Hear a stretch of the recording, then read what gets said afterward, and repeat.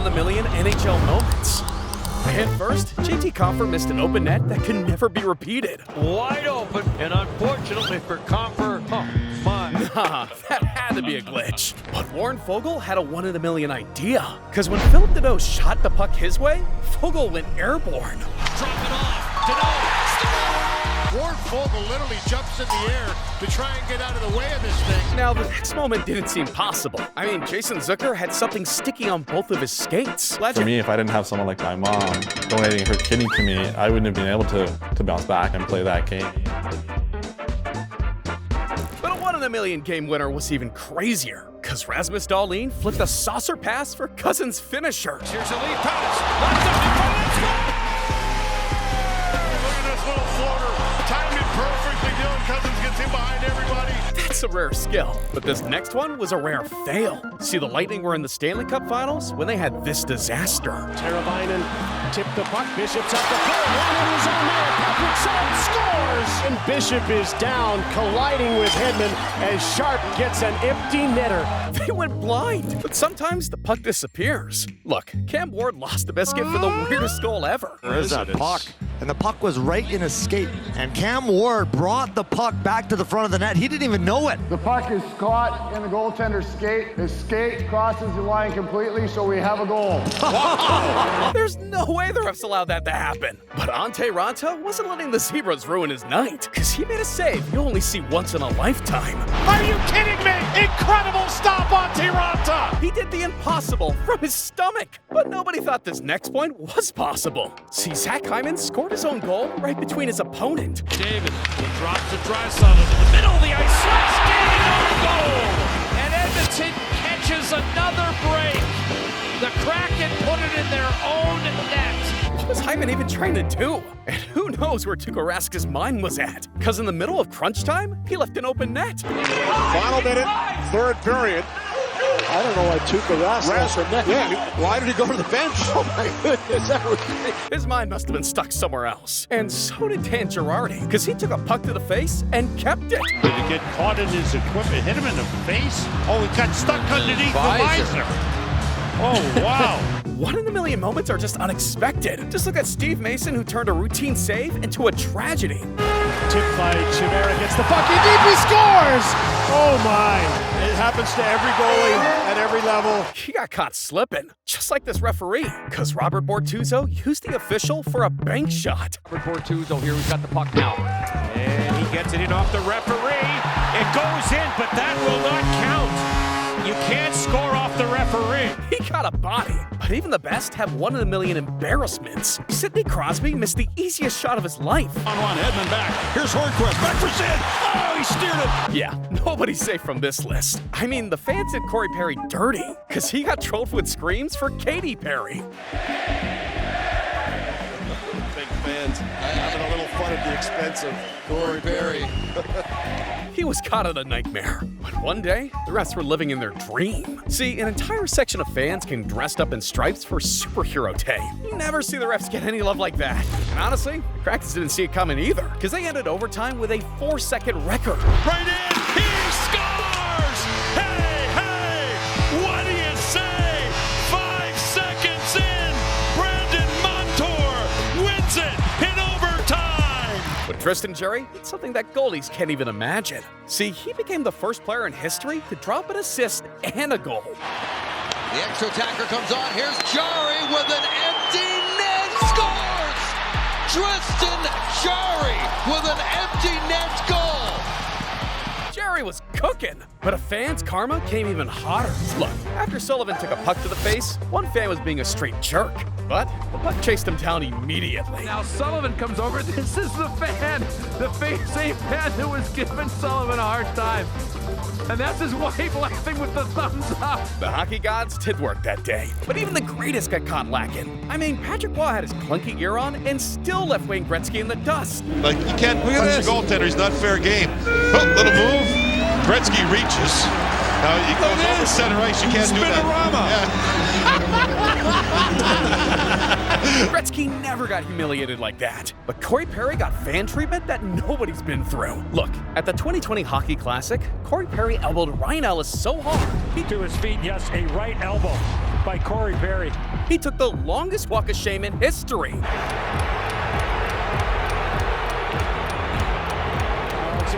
That was a runway of boos. But imagine leaving a playoff game with bubble guts. See, in the 2006 playoffs, Roberto Luongo was carrying the Canucks with 46 out of 47 saves. But when overtime came, his stomach was doing flips.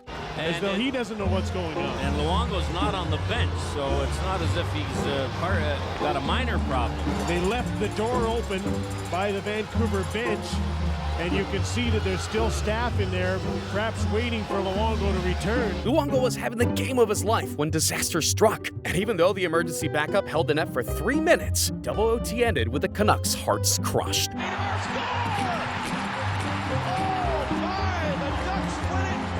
History was changed by a bathroom break. And even after leaving his team hanging, Luongo still won't talk about what came out. I can't divulge my secret, but let's just say I had a little bit of a stomach problem. Man, he must have stunk up that locker room. But this next catastrophe happened on the league's biggest stage. Look, the Oilers had the Bruins on the ropes, up 3-0 in the 1998 Stanley Cup Finals. And the Boston Garden was so humid, players skated through fog. So when Edmonton finally tied the game at 3, the stadium went black. Having control of it. Gretzky passed it in front, missed his man, and came off the board. Boston couldn't fix this problem. So for the first time in NHL history, they just canceled the game. Boston was only going to get that game back if they needed it. But Gretzky captured his final title in Canada back home. Then the NHL made sure that this mess would never happen again. But now we have to talk about one of the greatest moments in Stanley Cup Finals history. Look, in the 2013 Finals, the Bruins already had their eyes on Game 7 with less than 2 minutes to play. I mean, what could go bad? But then the Blackhawks came through with a 17-second miracle. They battle in the corner. Hits finesse by Keith around for a feed in front. Score! Help to the back. O'Duya shot deflected. Scramble. They score! Ballin! 3-2 with less than a minute to go. The series was over in a blink of an eye. But Mike Modano saw his life flash before his eyes. I mean, Mike was already having a rough day after he got knocked out cold. Cross the line, Dolan. Back for Modano. Was he hit? Messier looked like he hit him in the head with the shoulder. And Modano may have been knocked out here. My man was going through it, but he didn't even face the worst of it yet, because the paramedics caused a second knockout. You can see the eyes open. Oh, look at that! Oh my goodness! They were feeling the pressure, and so was Vegas when the odds had 1 to 1,000,000. Look, everyone had their TVs off in Game 7 of the playoffs, when the Sharks were down 3-0 in the final period. But hope was given when Joe Pavelski got rocked. Pavelski's got no way to brace himself. Watch Pavelski. The first thing, unfortunately, that hits the ice is his shoulder, his head, his neck. Sharks felt bad for their teammate, but that penalty started the Sharks' avalanche. Block the bank, sends it back across the T-shirt, and the Sharks are on the board. Works it back to Erik Karlsson. Karlsson along loose, a and the Sharks are within 1. Drops it back to Burns, swings it back across the T-shirt, shoots, scores! Absolutely unbelievable! Look at this scene on the Sharks bench. Works his way in.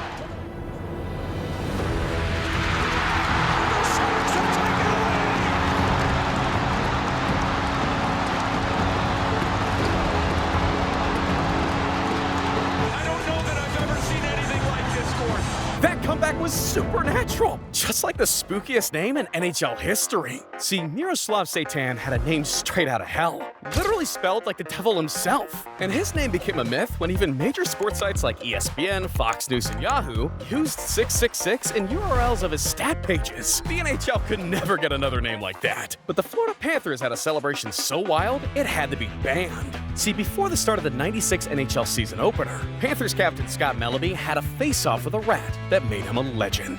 Rats in Miami have rivaled octopi in Detroit. It has become a thing to do is to throw things like this. I'm amazed at how many rats. There's got to be hundreds of them, hundreds. They estimate roughly 300 to 500 rats per goal. It's nasty dealing with rodents, but it was the warm-up he needed, because that night, Melody went off for 2 goals. And just like that, the legend of the rat trick was born. So after every Panthers goal, hundreds of plastic rats rained down from the stands. And as their Cinderella run carried them to the Stanley Cup Finals, things got out of control. To the point, Patrick Waugh was literally ducking for cover. The rats were great for hockey, but after the Avalanche swept Florida, the NHL banned fans from throwing rats in the middle of the game ever again. And even though the rats infest the ice after wins, they'll never get that magic back from '96. But Mario Lemieux escaped death and scored on cancer. Look, in 1993, Mario Lemieux was on pace to break the all-time points record, until everything came to a screeching halt. There was a lump in his neck he'd been ignoring for over a year, which turned out to be life-threatening. Hodgkin's disease was thought to be the end of one of the greatest to touch the ice. But Mario endured session after session after grueling radiation treatments. And with a mission on his mind to lead the league in points again, he miraculously recovered in 2 months. So the day after his final radiation session, he came back for one of the most inspiring moments in NHL history. And there is the hand for Mario Lemieux, 66 of the Pittsburgh Penguins, who comes into this game trailing the league's leading point getter, Pat LaFontaine, by 12. Lemieux missed 23 games.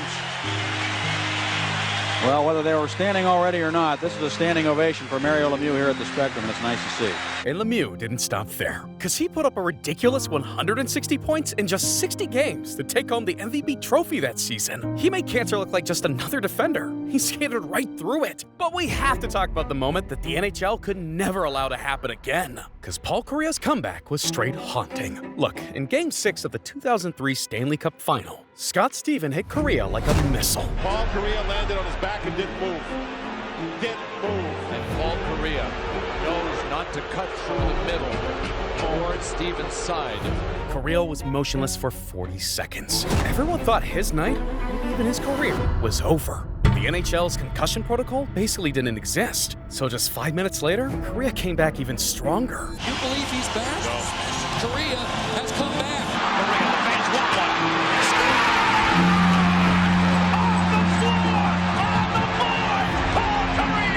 Kariya was a true warrior, but that moment is completely wiped from his memory. What do you remember about the hit?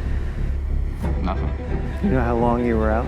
I've seen video of it, but I don't have any recollection of live time.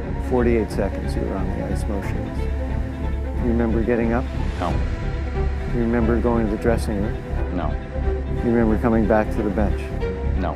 You remember scoring a goal? No. Everyone else remembers you scoring a goal. You have no recollection. I have no recollection of anything that happened before Game 6, Game 7, 2 days afterwards. It was a performance that would never be allowed today. But you have to see this one-in-a-million fight, because the Bruins went toe-to-toe with Rangers fans. See, in 1979, the Bruins had just wrapped up a win at Madison Square Garden when the Rangers were still causing problems. But one Rangers fan leaned over the glass and made a huge mistake. As the fans are now getting involved. Within seconds, the Bruins climbed over the glass and into the stands for a brawl. And just when he thought it couldn't get crazier, Milbury ripped up a fan's shoe and beat him with it. Madness on national TV right before Christmas. But no fine or ban or rulebook can erase the fact that for one night, the Bruins turned into a literal street gang. And this is something that would never happen again.